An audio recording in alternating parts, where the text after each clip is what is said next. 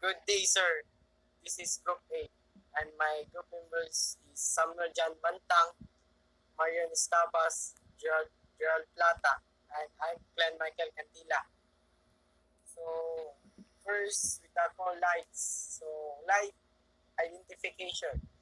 During daytime, the identification of aids to navigation is accomplished by observing location, shape, color scheme, auxiliary features, sound signals, recon or markings, name, number, and etc. Yet, during night, we use the features of the Aton's light to both identify it and ascertain its purpose. There are three features to describe the light. So, color, either white, red, green, yellow, or orange, or blue. If no color is stated in the chart, the default is white. On regular charts, white, red, yellow, or green lights will be indicated by general chart color light symbol, whereas on displays at modern multicolored charts in specific colors, such as colored chart light symbols with a yellow colored loop indicating a white light, or if labeled a yellow light. So ang period, the time in seconds needed for one complete cycle of changes. So Fi2, 10 seconds. For example, the marker indicates the 10 seconds period of the two flashes, including 8 seconds of darkness of a Fi2 10 seconds light, except for multiply FL 5 20 seconds, Q9 15 seconds, and Q6 plus LFL 15 seconds. Practically all lights have a period of 3 to 10 seconds. Phase characteristic, the particular pattern of changes within one complete cycle, hence within one period. Intrinsically, the faster the changes, the more important or greater the danger that is covered by the light. Less of lights. All lighted aids to navigation are either major or minor lights, where major lights are used for key navigational points along sea coast, channels, and harbor and river entrance. Nominal range over 10 nautical miles. When not included in the chart, important details such as color, structure, distance, range, elevation of these major lights can be found in a vital reference called light list or list of lights. Ang yang mga samples of such light list are NGA World, USA, France World, Canada, Admiralty World, Denmark and Greenland, Norway, Iceland, Brazil, New Zealand, and etc. Minor lights are found within harbors, along channels and rivers, and these are of low to moderate intensity, nominal range less than 10 nautical mile. The range of lights on Boya are never indicated on the chart. Superboya are the exception or in a light list on a clear night and without background lighting. The maximum range that a lit mark will be seen is about 3 nautical mile, but often less than 1 nautical mile. Small harbor lights will have a nominal range of 1 to 3 nautical mile. And did you see in the PowerPoint muna yung mga example sa mga lights?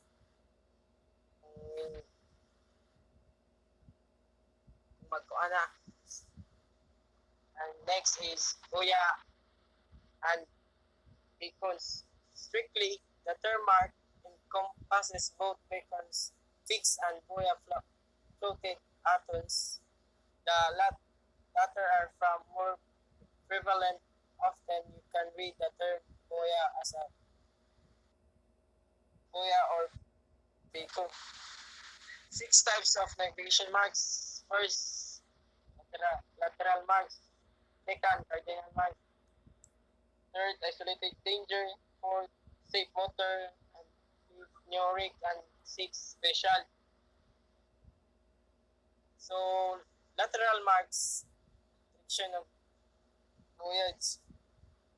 The location of lateral buoy defines the borders of channels and their characteristics such as color, shape, light, type, top mark, or odd even number. Indicate the direction of channels, traditionally matching the incoming tide and on a larger scale clockwise around land masses. So in region A, red buoy mark the port side of the channel when returning from sea with hatching heart. Left side, we leave the open waters. So ang region B, green buoy mark the port side of the channel when returning from sea. Red, right returning. So ang numbering, if the number, they will be numbered from seaward with higher numbers near to the coast or port. The protocol is that green buoy have odd numbers and red ones have even numbers. So ang lights, if red, red buoy have red lights and green buoy have green lights, their lights can have any count phase characteristic except for group flashing FL2 plus I, which is specifically reserved for the preferred channel buoys.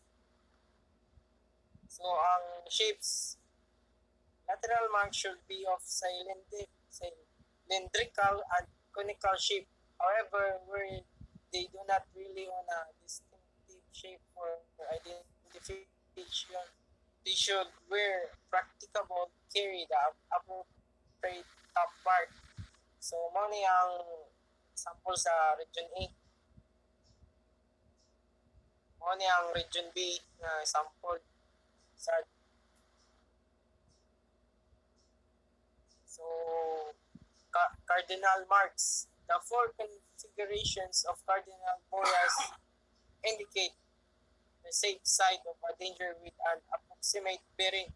So, example, the west cardinal buoy has safe water on its west and the danger of its east side.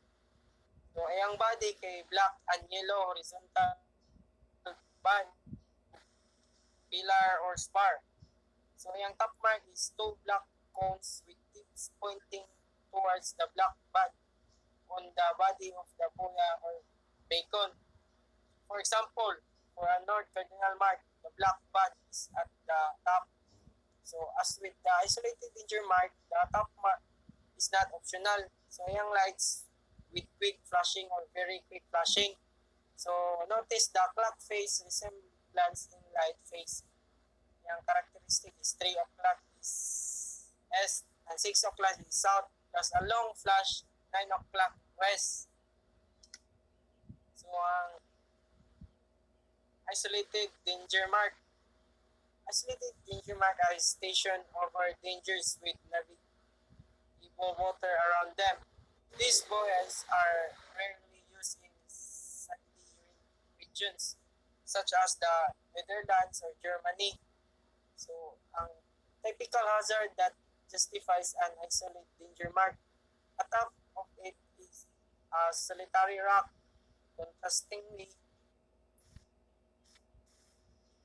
cardinal buoys will indicate direction away from the danger and are often used for dangers covering larger objects of or areas such as a wreck, shoal, or reef. Yung body is black with red horizontal band, pillar or spar. Yung top mark is two black spears, not optional. Ang safe water mark is These marks are used to make landfall and will therefore be to seaward of all other lateral buoys guiding you in.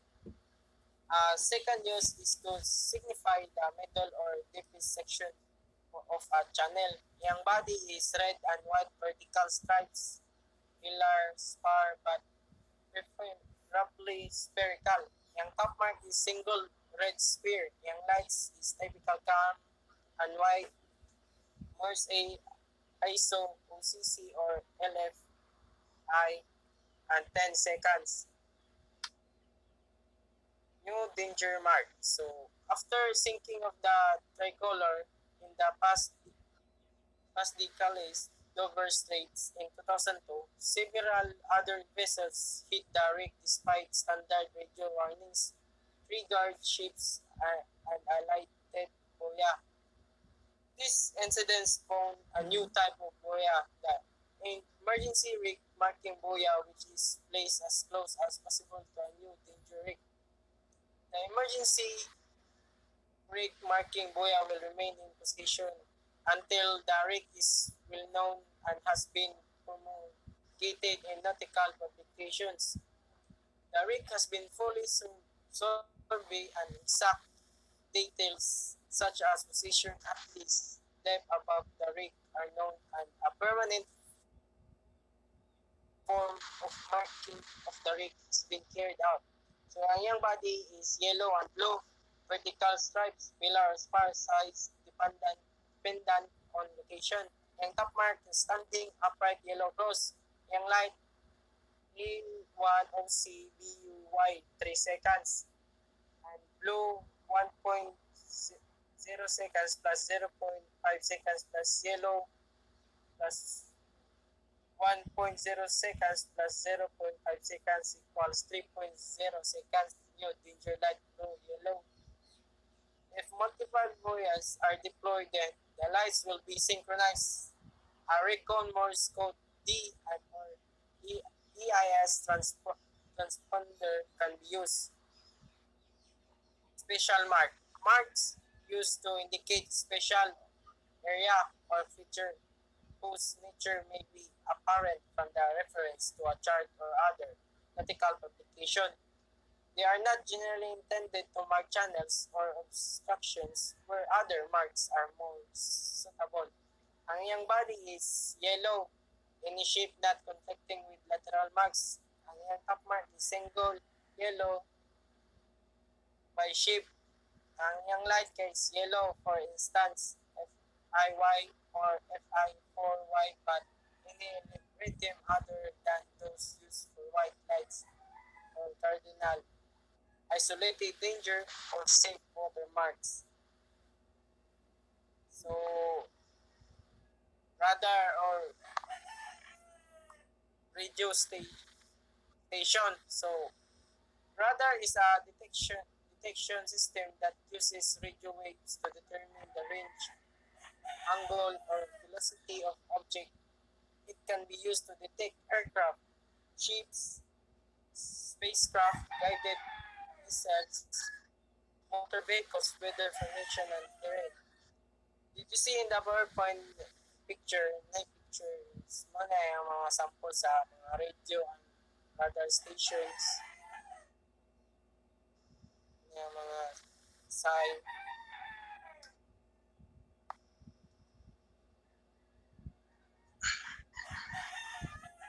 I'm Cadet Tata Gerald and I'm the next reporter and I'm going to report about the fog signals.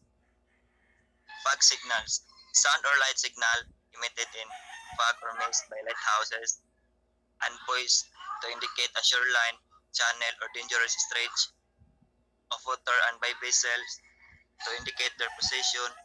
It signals as a distinctive code.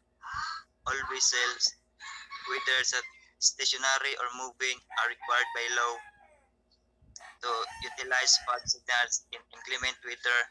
The type, number, length, and timing of the signal indicate the size of the vessel and its position.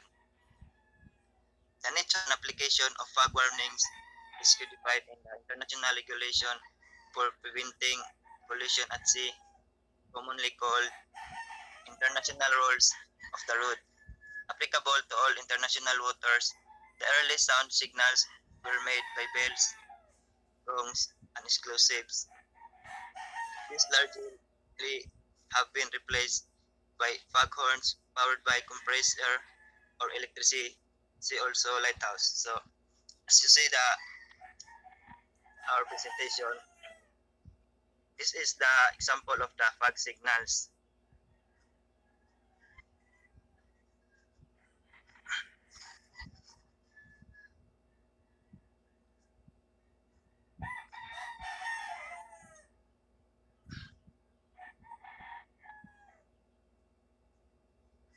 The number one fog sig for fog signal station, radio fog signal station. Number three is gun, explosive fog signal or submarine fog signal. Number five is a sub bell, submarine fog bell or action of waves. Number six is sub bell, submarine fog bell or mechanical. Number seven is sub OSC or submarine oscillator. Number eight is nautophone. Number nine is DIA, diaphone. Number 10 is gun, fog gun.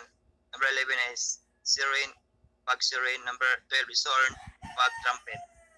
And the number 13 is horn, air or fog horn. Number 13A, horn or electric fog horn. The number 14 is bell, fog bell. And number 15 is whiz or fog whistle. Number 16 is horn, red horn. Number 17 is gong, fog gong.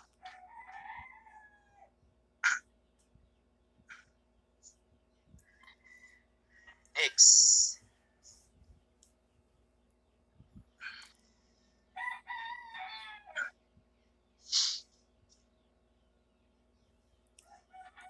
Next, boss. Next na. Ah, Naka-record na nga, boss. Oh, record na gyapon. for danger.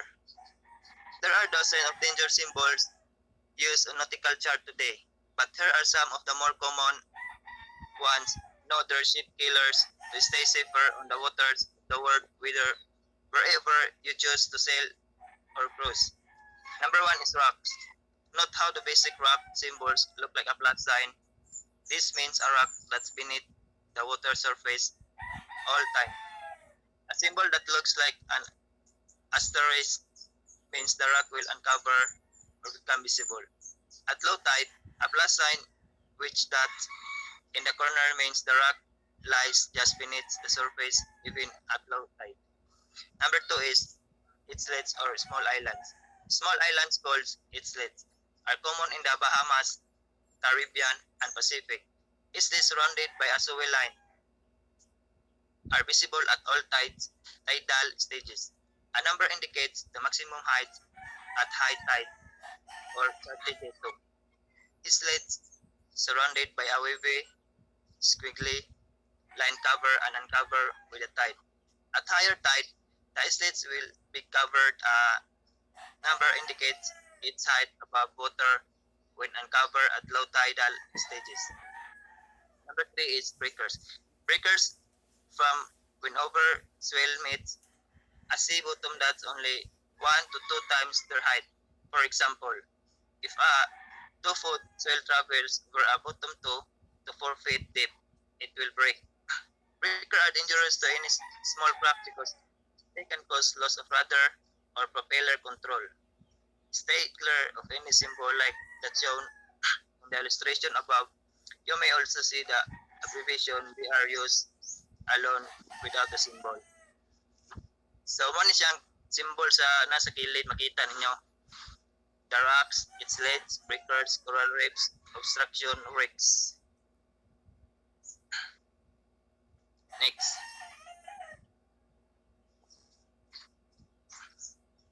Number 4, coral reefs. The world's most popular cruising grounds, Bahamas, Caribbean islands, and Pacific atolls also contain some of the most dangerous water. Study your navigational chart with care and look for the CO abbreviation close to any rocks or islet symbol. Number 5, obstructions. Easy to miss on a nautical or electronic chart display. Obstruction can cause damage to propellers, shafts, and keels. Many charts use only an obligation of obstin to warn mariners that around a circle main and unknown hazard lurks beneath the surface. Tiny enclosed circles could be broken stumps or failing rim nuts or submerged holes and posts. Number 6 is wrecks.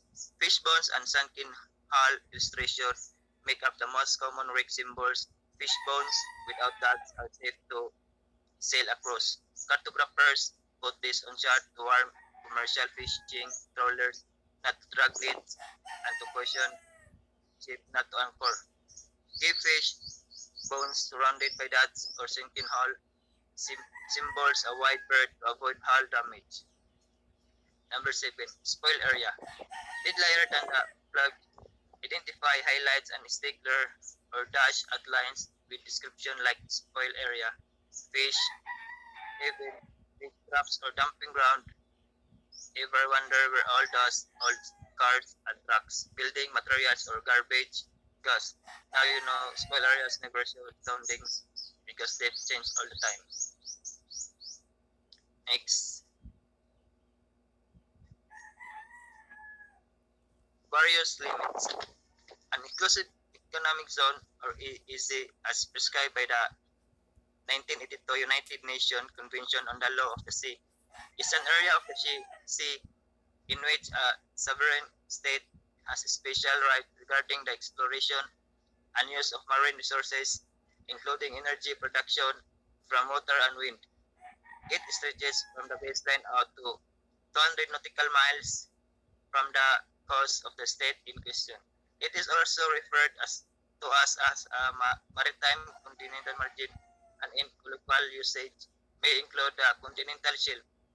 The term does not include either the territorial sea or the continental shelf beyond the 200 nautical miles limit.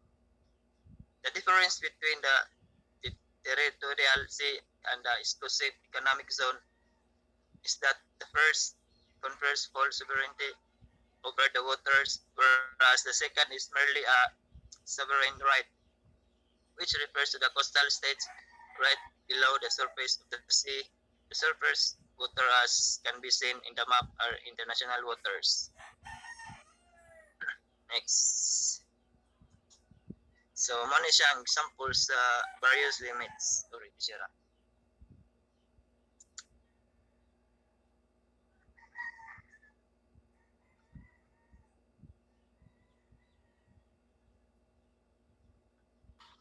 Good afternoon.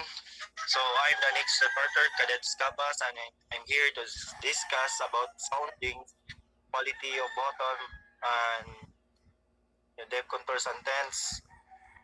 Soundings or water depth measurements are represented by numbers and nautical charts.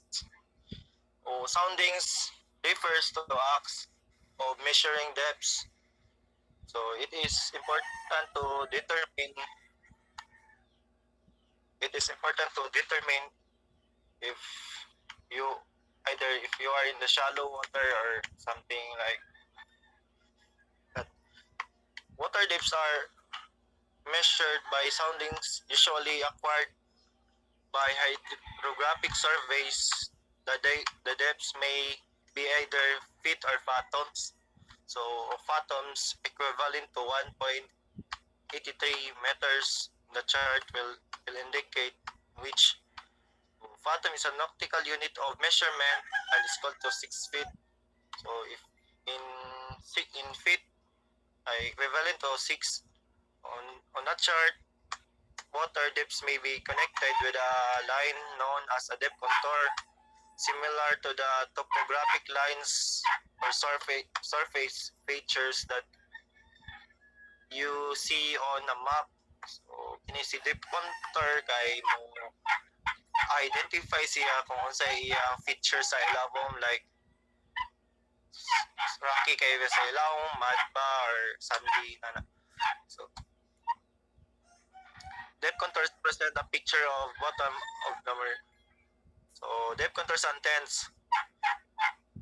The river often represents an approximate location of line of equal depth as related to survey line delineated on source, also referred as a depth curve.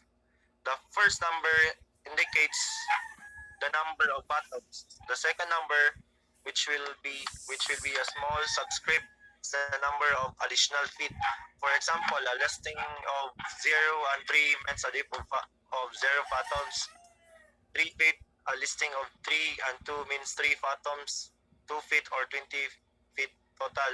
So in the picture below, you can see the depth contours contents and its features. So you balik sa tabi.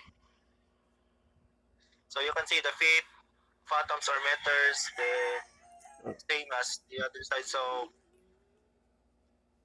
here there you can see a continuous dot or lines with values. O nanan siya naka-indicate to 0.6 up and so far. Same sa fathoms, 2 meters. Next slide. Quality of the bottom. Quality of the bottom means to know if safety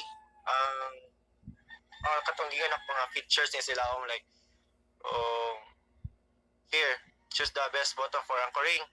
Which 3 of these 12 bottom types would be your choice for the safest anchorage for a marine anchor, which is sand, hard mud, and clay. Give your sailboat anchor the best chance of a good solid set.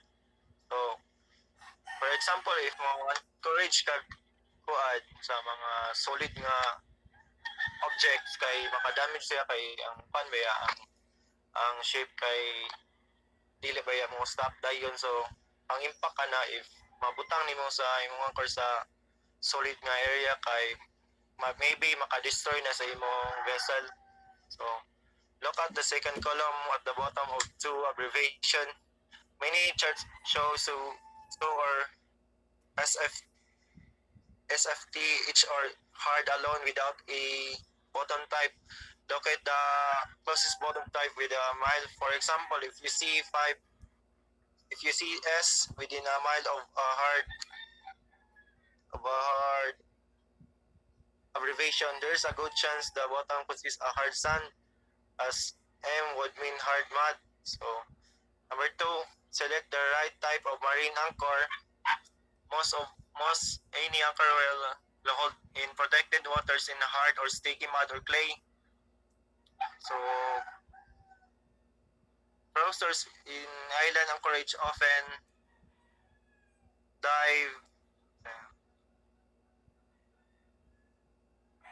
on sand bottoms to make sure that the boat anchor weir is up to the top of the shank. Lighted bottom anchors like Dunford hold in the more sand, mud, or clay bottoms. So number 3, decide how to anchor in poor bottoms. If you must anchor in soft bottoms or sand or mud, grasses or any of the hard bottoms shown, take extra precaution. Use the heaviest anchor aboard with a strip line. See related below. So put out a second anchor or send down a sentinel in tight anchorage with less swing room or heavy marine weather if necessary. So you can see at the right side of the presentation there is chart 7 abbreviation. So makita mo yung S for sun, M for mud. Yung button texture ma-indicate na nimo sa makita nimo sa ECDES na mo gawas na. And also the color and contrast sa imong radar. So next slide.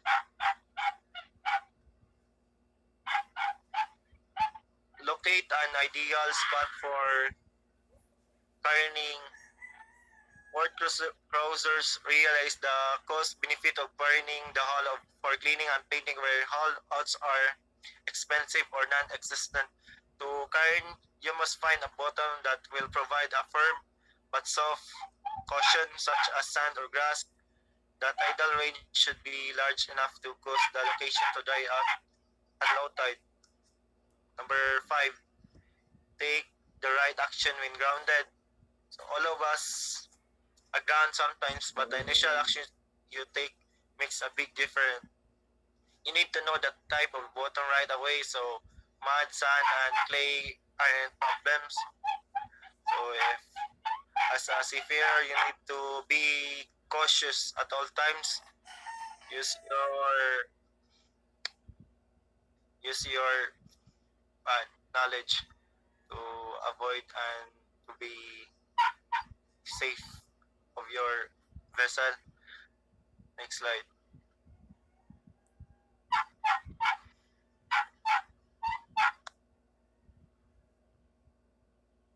So, hello everyone. I am Bantang Samuel John and here to report about the tides and currents. So, the two main components of currents are speed and direction. To measure currents, buoys are equipped with Global Positioning System or GPS technology or satellite communications that relay data and information. So, tides. If you live near the coast or have ever visited the beach, you are probably aware of tides. But did you know that tides are really big waves that move through the ocean in response to the forces exerted by the moon and the sun? Tides start in the ocean and move towards the coast, so where they appear as the regular rise and fall of the sea surface. So, how much the water level changes over the day varies depending on where you are and what day it is. So that is for tides. And in currents, currents put motion in the ocean. Tides involve water moving up and down. Currents involve the movement of water back and forth. So if tides involve the water from up and down, then a current will involve the movement from back and forth. So currents are driven by several factors. Tides are one of these. Wind, the shape of the land, and even water temperature are other facts that drive currents. So next slide. So aids to navigation in the United States waters. Navigation aid basics. Unlike the roads and highways that we drive on, the waterways we go boating on do not have road signs that tell us our location, the route or distance to a destination, or of hazards along the way. Instead, the waterways have aids to navigation. So instead of the simple signs that you have seen on the road, we have the ATONs or ATONs or aids to navigation, which are all of those man-made objects used by mariners to determine position or a safe course. These aids also assist mariners in making a safe landfall, mark isolated dangers, enable pilots to follow channels, and provide a continuous change of charted marks for precise piloting in coastal waters. The U.S. Aids to Navigation System is intended for use with nautical charts. So, more sila collab sa nautical charts. So, which provide valuable information regarding water depths, hazards, and other features that you will not find in an atlas or road map. So, the term aids to navigation includes buoys, which have been discussed earlier, the beacons, lights, lightships, radio beacons, fog signals, marks, and other devices used to provide street signs on the water. So, what we have seen in the street, which are the road signs, in our terms, it is called the aids to navigation. To navigation include all the visible, audible, and electronic symbols that are established by government and private authorities for piloting purposes. So next slide. So the one to maintain the aids to navigation are the Coast Guard. So these are under federal jurisdiction or that serve the needs of the U.S. Armed Forces on bodies of water wholly within the boundaries of a single state and not navigable to the sea. The Coast Guard grants the state responsibility for establishing and maintaining aids to navigation. So, the U.S. Corps of Engineers is responsible for many of the canals, dams, locks, and other man-made waterways. So, the Corps is also responsible for the regulation of mooring buoys in all navigable U.S. waters. So, next na. So, the Ayala Maritime Voyage System. So, the difference between the two systems is the color and light characteristics used for lateral marks as follows. So we have two Ayala marks, which is Ayala Region A and Ayala Region B. So the difference between them are the color of their marks and the light characteristics. So in Ayala Region A, port lateral marks and lights are colored red, while the Ayala A starboard lateral marks and lights are colored green. So that is in favor of Ayala Region A. So in Ayala Region B naman, ang port lateral marks and lights are colored green. Then the Ayala B starboard lateral marks and lights are colored red. So if we are in Ayala Region A, ang port kay color red. Then if in Ayala Region B, ang port kay color green. So these lateral marks indicate the port and starboard sides of navigable channels. These are used in accordance with the direction of voyage for the region or specific location, as indicated on marine charts where a channel divides. A modified or preferred channel mark may be used to indicate the preferred route to take. So next slide. The similarities all other types of buoy.